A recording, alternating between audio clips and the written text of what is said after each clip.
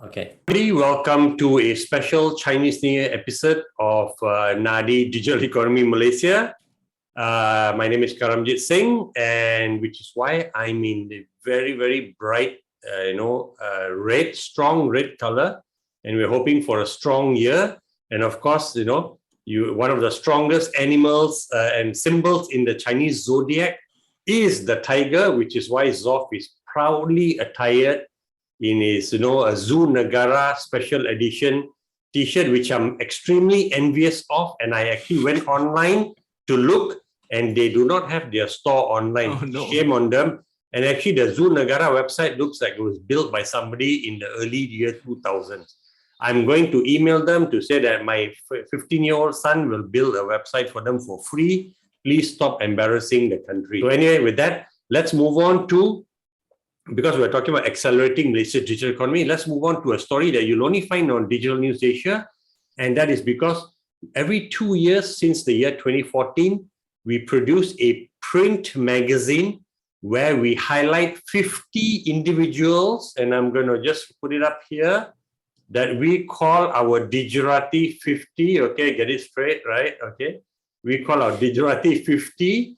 And these are 50 entrepreneurs that DNA editors discuss and try to identify people that we think will help move Malaysia's digital economy forward through something they're doing, which of course revolves around digital adoption. So we just did on Thursday, because we're recording this on a Saturday, our 2020-2021 Digerati 50. And it went very well. We had Tok Pa, the Minister for Economy there, Dato' Sri Mustapa Muhamed. And what I liked during his speech was he's saying that because he came from KL back to Cyberjaya, and he was held in Cyberjaya because our venue sponsor was Cyberview, and they were a fantastic host. And before I share the comment that was made by the Cyberview MD, I'll just talk about what Tok Pa said. He was wondering whether, he said on stage, he said, I was wondering whether I would have ROI for attending this event. It's very interesting. He used the word ROI. And then he said, but I can now say that I have high ROI. So I was totally chuffed and pleased about this. And it shows, when you bring in a group of and I call them, rule breakers, rule benders, and rule blenders. Right? And that just came to me when I was trying to come up with my opening remarks. I said, that's what all of you there. And Tok Pa absolutely loved the energy and the ideas and the products and solutions they were trying to innovate and share with him. So, super happy about that. And also super happy was Najib Ibrahim, who's the MD for Cyberview. And he was saying that they were honored to have hosted the Digerati 50, right? A discerning group of, he used the word Dzof tech mavens. I've never used tech mavens before.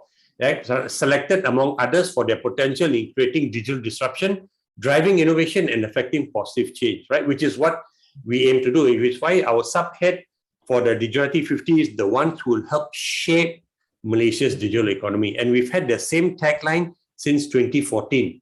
And okay, so Najib also said, of course, with Cyberview, being a tech hub developer, they're saying that the ecosystem of Cyberjaya, right, it offers a range of benefits and incentives to help all the tech businesses out there, to scale up, expand, and they are ready to support all of you there. This sounds like a sales pitch, but actually it's the quote that Najib gave us, I said I was doing an article on this, so that's what. And one more quick quote from our Miss $7 million Series A droppy, right, Lennis Ng. She said there's one, and this is the first time attending because she's a new Digerati 50 from the 2020 cohort. She said it was wonderful to be part of this fantastic community of Digerati 50, and excited to see how it has grown over the years. And it was great for her to have met Tok Pa also, and supporting the event. And it was a fantastic sharing session. Entrepreneurs, a big kudos to DNA and Digerati 50 for hosting an amazing networking session. And I think what I want to announce also is that the next Digerati 50 will be a very interesting one, but I'll wait later because it will dovetail with the 5G story we're going to talk about, and where I'll make that announcement here also, right, in a bit of a dramatic fashion. But Dzof, I think you wanted to make a point about one key feature of Digerati50, right? Yeah, I mean, a lot of time when we talk to, so of course we give out the magazine, and I think sometimes people assume that the people that have appeared in Digerati50 have paid for that privilege, and I guess it's not surprising because that happens with many other publications. But you can ask anyone who's Digerati50. They didn't know there were Digerati50 until the magazine came out, right? Exactly. That's what I love the most. That Saturday when it comes out, or Sunday, right? You get messages from them. Hey, Karam, what's this? I'm getting congratulatory messages, right? Nobody knows they're being featured, and there's absolutely zero commercial, considerations. But we highlighted this because we feel that this, as a group, definitely they are helping to move and continually move Malaysia's digital economy agenda, which is why it's a Nadi story. We are not putting here just shocks and Didi. But let's move on down to a very important story, Dzof. Do you want to take lead with that? Very interesting. Well, another story, of course, in carving out Malaysia's digital future. This time about 5G. I sometimes joke it's a story that never dies, but actually this is a new part of 5G story. CGS-CIMB Research, what they have done is they've downgraded the telco sector to underweight, and this is based on their analysis of the 5G rollout. They specifically said that DNB, the analysis of DNB's commercial offer shows that the telcos will have to pay substantial 5G wholesale fees from 2023 onwards. Now, what I think, to put it simply, what it means is that there's going to be a lot of upfront payment to get this 5G infrastructure rolled out. But the flip side is that there won't be a lot of income, a lot of products, a lot of commercial success in the early years, that only come later down the road. And I don't know, Karam, are you surprised that there's been such an analysis? I'm surprised the analysis has come so late, because the single wholesale network model was already announced like in April when they announced the My Digital Blueprint, it was already mentioned at that point. So in end of February, it's already announced the government is going to go ahead with a single wholesale network, except that they announced DNB right in April.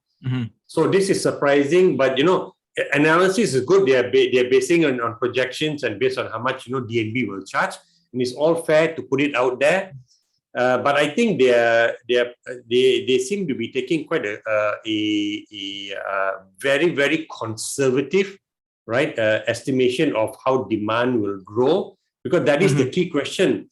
But even when you take such a conservative estimate, so they are saying that in this way, the telcos. By the way, they're talking about the telcos being impacted by less profitable only. It's not that they're not going to be profitable.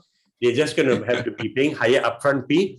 But imagine how much they have to pay if they're building their own network, right? God forbid the government say, all of you go out and just build your own, keep quiet now, stop bugging us, and, having your cyber troopers, promote your side of the story.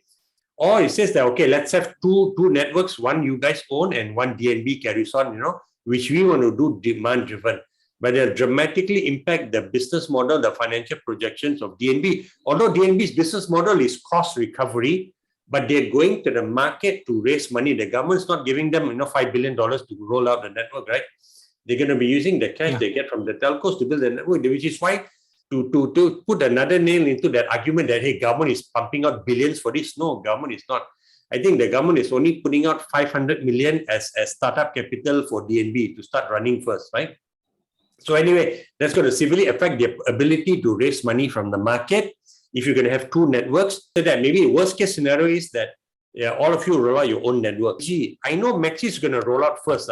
Probably by end of this year, if the government says you guys do it on your own, Maxis is ready to roll out by end of this year, if not sooner, and definitely earliest for Q1 next year. And that's going to force the rest to follow Maxis's timeline, which is good. But still, they're going to roll out in urban pockets, right? Georgetown, Bayan Lepas, Bayan Baru, the Klang Valley, pockets of the Klang Valley are not the entire Klang Valley, Johor, Iskandar, where the port is, Tanjung Pelepas, you're going to see 5G.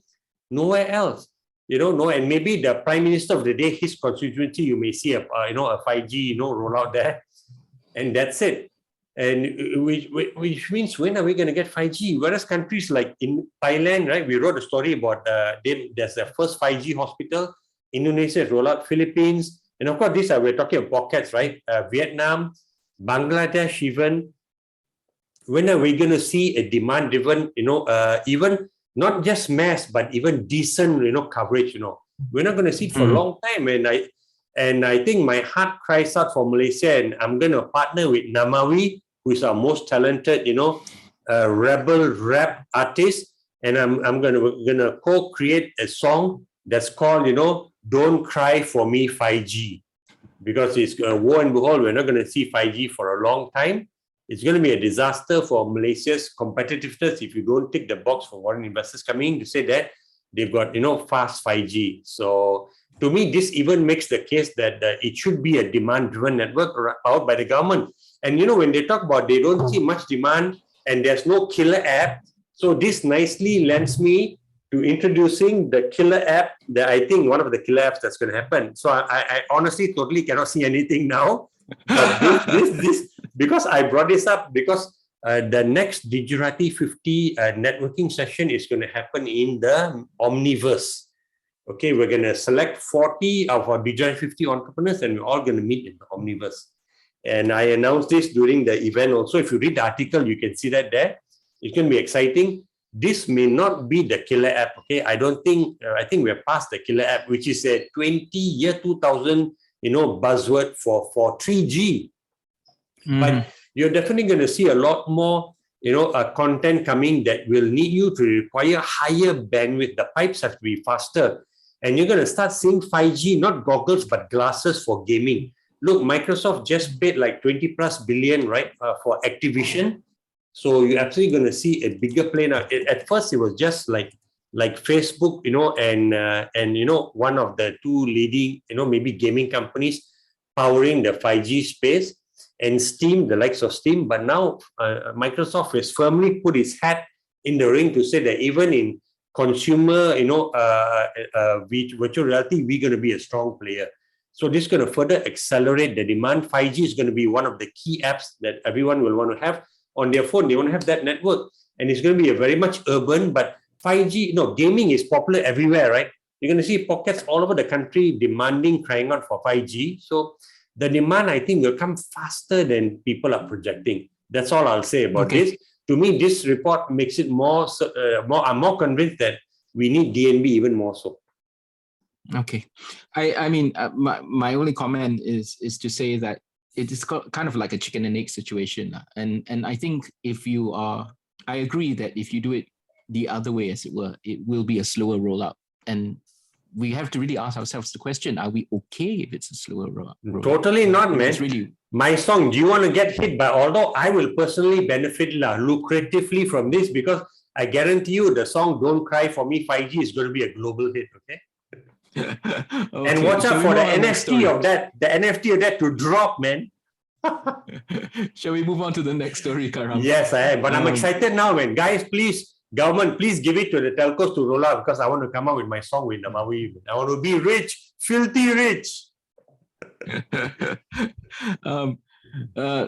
Next story, it's about Malaysia and Indonesia and how they've starting off a pilot phase, right, for cross-border QR payment. So basically that your e-wallets that use the QR code, to pay, right? So now we have a possibility that you can go to Indonesia and use your QR code scanner to pay for goods and services there, right? And specifically, you're looking at a full commercial launch in third quarter of 2022, and that you will be able to make retail payments by scanning either the Do It Now code, which is the one that we have in Malaysia, or something called the QRIS, which is Quick Response Code, Indonesian Standard QR Code. And it will also allow cross-border remittances, which is actually ultimately what this is all about, right? Yep. No, exciting. Look, so we've already talked about Singapore, first Singapore and then Thailand, right? And Indonesia. Now that this news has gone public, just watch and see within the next 3 months, we're probably going to be doing a pilot with Vietnam or with Philippines. So it's coming together.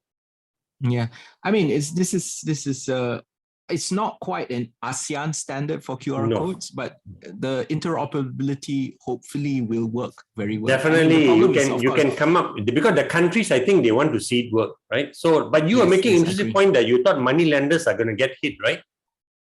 Well, not money lenders, but like for example, money changes, yes.